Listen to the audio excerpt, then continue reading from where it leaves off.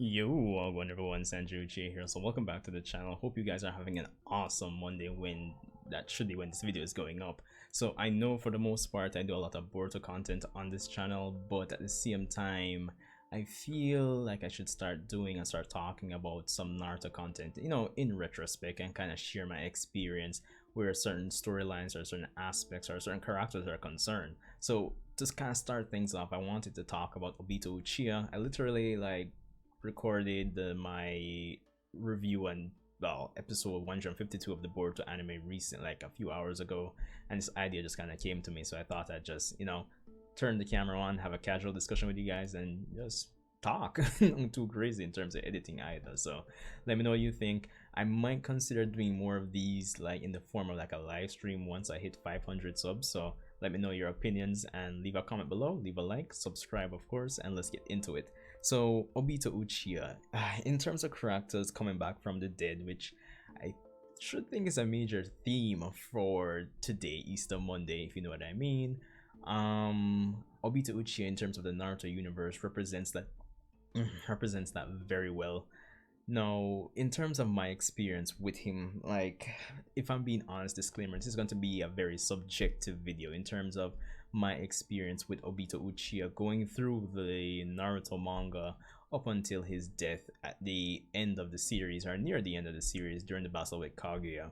So yeah, so be sure to stay tuned. So anyway, Obito, it's crazy because Obito was one of those characters that really represented time in the Naruto franchise where I thought it was at its like the heights of its popularity, because he represented a character that a lot of us would theorize about. I remember, like, even back in the day, like a lot of persons would speak and kind of just wonder and try to guess and find out who the masked man was. I mean, the theories back in the day were like wild, like ranging from Sasuke from the future, Madara's brother, the famous, if you say Tobi, like multiple times or write it out, it kind of has Obito in it. So it was like a lot of wild things back in the day, and honestly it was fun times, honestly.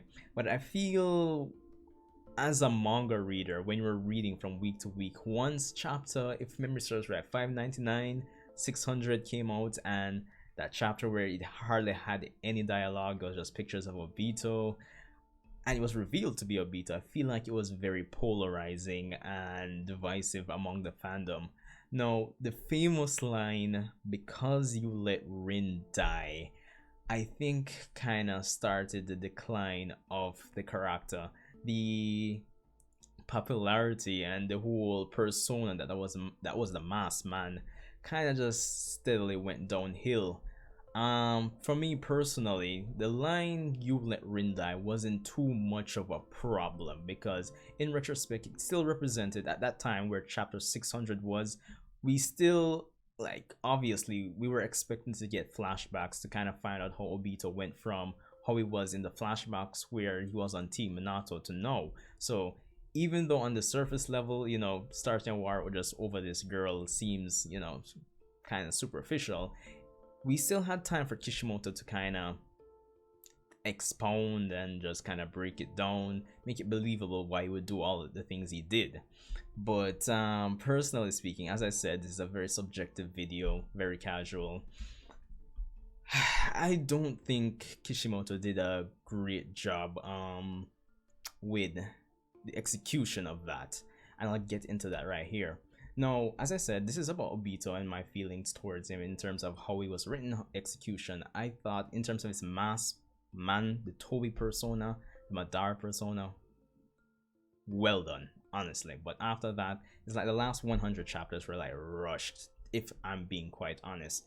And this is personally why I just feel like why Obito Uchiha just didn't work as well as I thought he could have in the last 100 chapters of the series.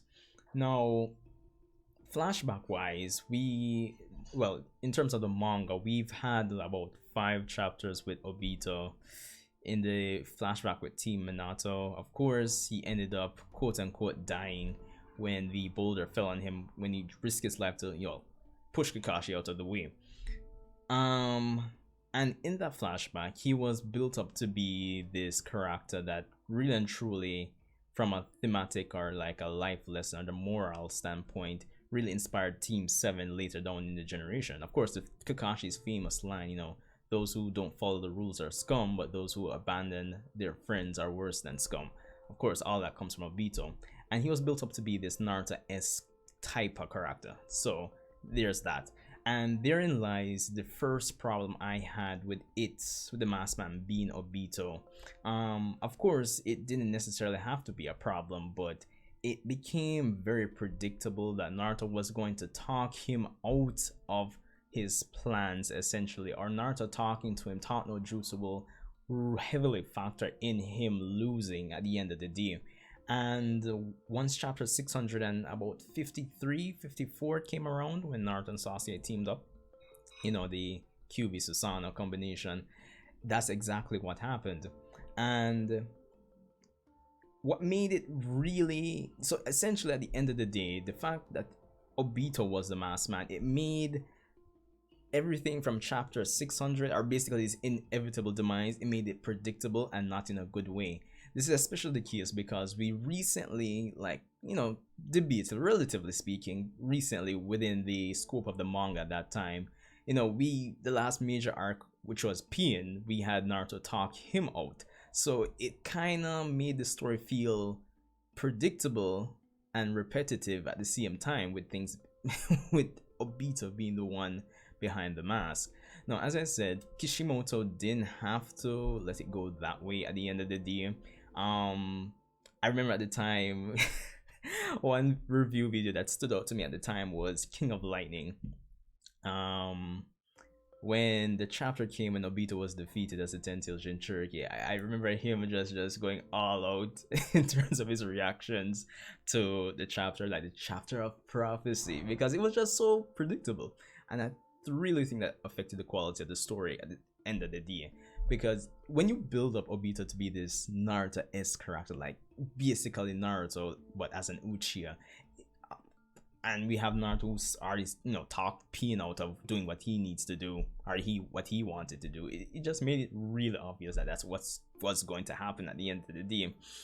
So yeah, but at the same time, as I said, it didn't really have to go that way. Kishimoto, apart from going against the status quo and trying not to make it predictable, as well as the whole issue, the whole polarizing issue of you let Rin die, Kishimoto had a opportunity to dive into the flashback and really show, don't tell us, but just show us the downfall of Obito Uchiha.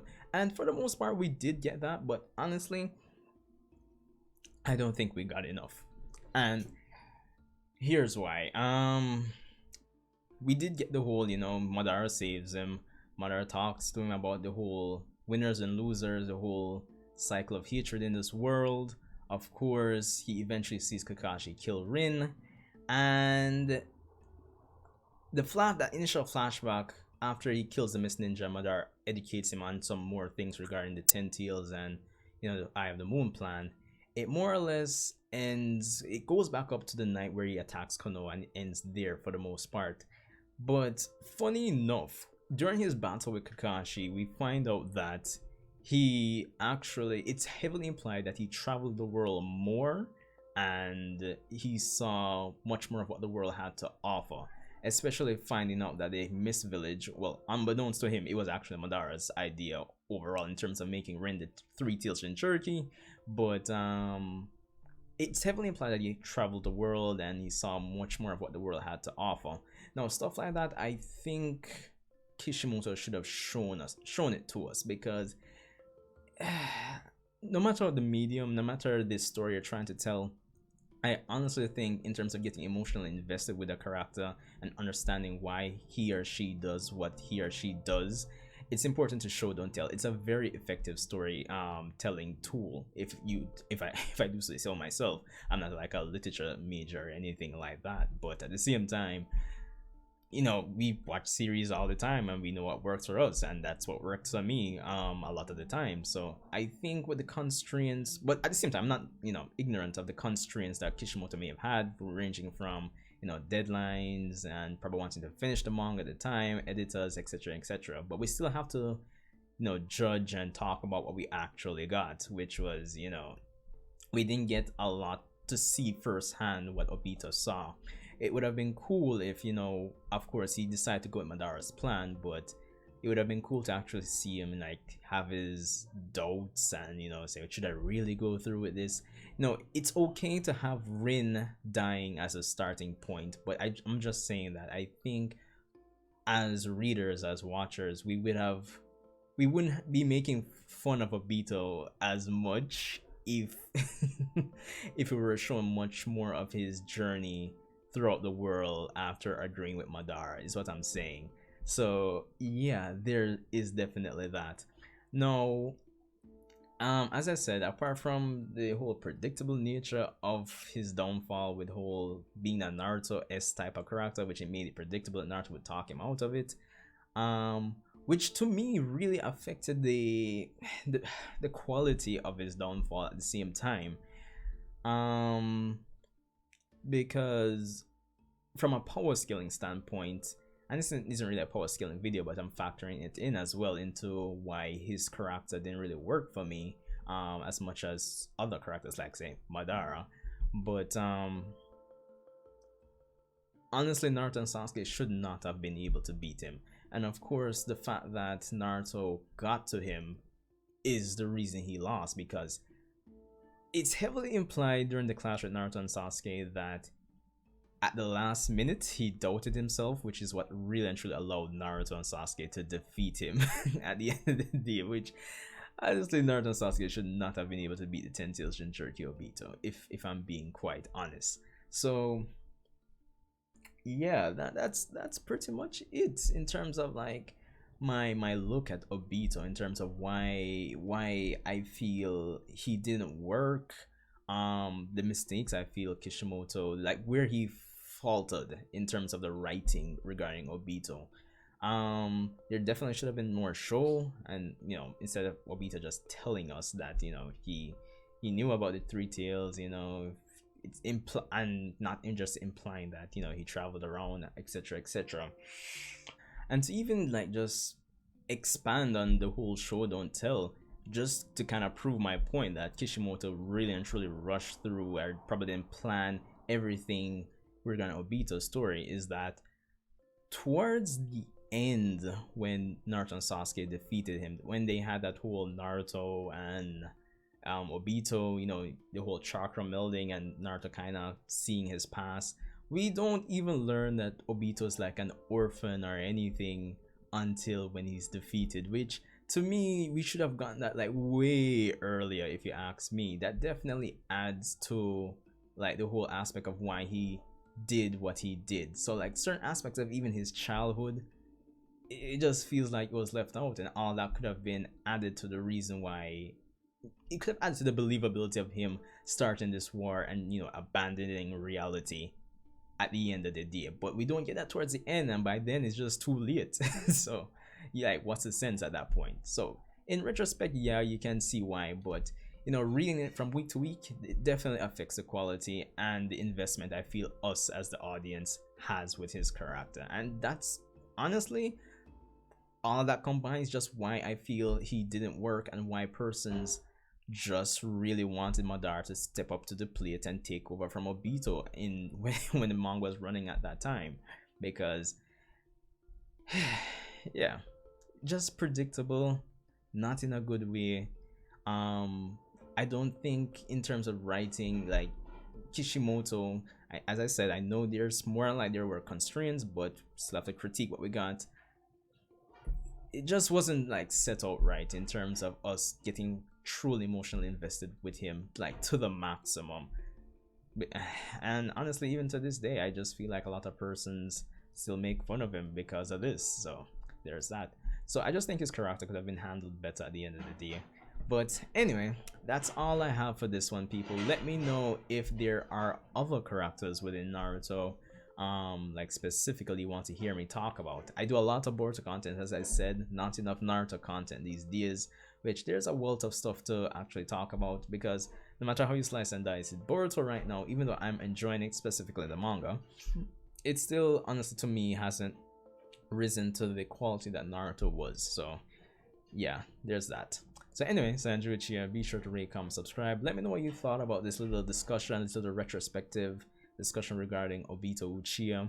At the end of the day, he did contribute a lot to the peak of Naruto when he was in its heyday, but definitely when his mask broke, I think that's when, or well, that was the downfall, the start of the downfall of his character and the interest of us, the audience, in, you know, why he does what he does. So at the end of the day, it just could have been handled better. But that's all I have for this one. Let me know what you think, comment, subscribe, of course, during to 1,000 subscribers, hopefully before the end of the year. And yeah, Obito Uchiha. See you guys in the next one.